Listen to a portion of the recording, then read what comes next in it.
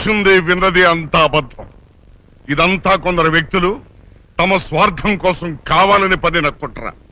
నా మనవడు ఎప్పుడూ అలాంటి తప్పు చేయడు. ఇదిగో జానకమ్మ, ఆడవాళ్ళలో పెద్దదానివిగా నీ అభిప్రాయం ఏంటో కూడా చెప్పు.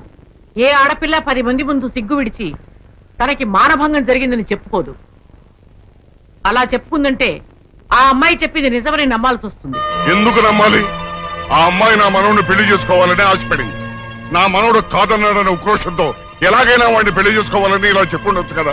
ఏరైదరా, న్యాయం చెప్పడానికి సాత్యకం ముఖ్యమయ్యా. అంతేగాని ఇట్ట జరిగి ఉండొచ్చు కదా, అట్ట చెప్పు ఉండొచ్చు కదా అంటే ఎట్ట కుదురుతాయా? కనుక ఇక్కడున్న పెద్ద మనుషుల అభిప్రాయాలతో పాటు నేను కూడా సీనుబాబు తప్పు చేశాడని నమ్ముతున్నాను.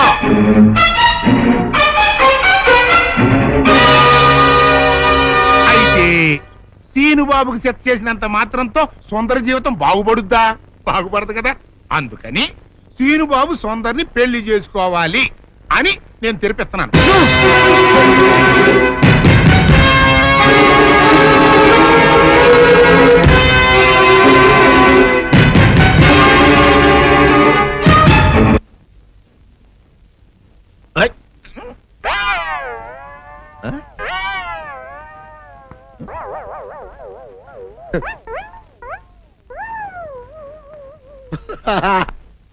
అల్లుడు గారు, ఇదేంటండి ఎవరో చచ్చిపోయినట్టు దిగాలుగా కూర్చున్నారేంటండి? మావా అల్లుడు, అల్లుడు నా బేటీకి ఏమీ కాల. 300 కప్పలు తిన్న పావులాగా నిగడ తీసుకొని పడుకొని ఉంది. చూపిస్తా పద. చూడు.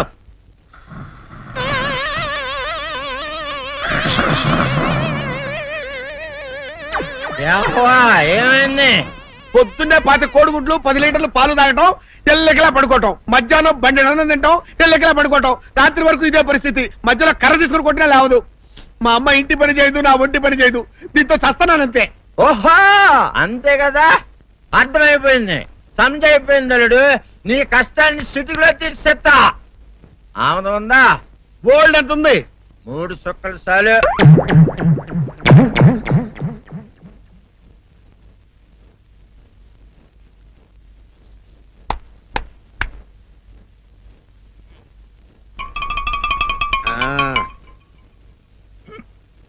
అల్లుడు చెప్పు, ఇప్పుడు ఏం పని చేయాలి?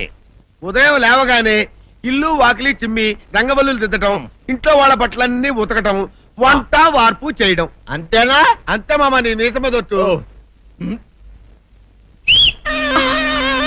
వెంకట సుబ్బమ్మ ఉఠో, నీ కాలు అందరి మీద బయట కట్ట, బయటికి దాలో.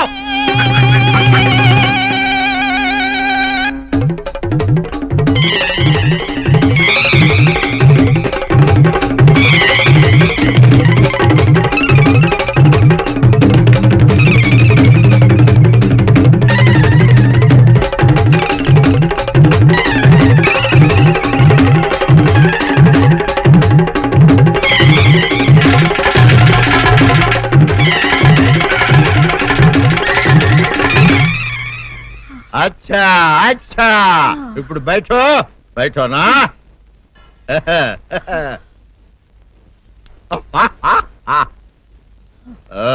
అల్లుడు, ఇప్పుడు అందరికీ సంతోషమే కదా?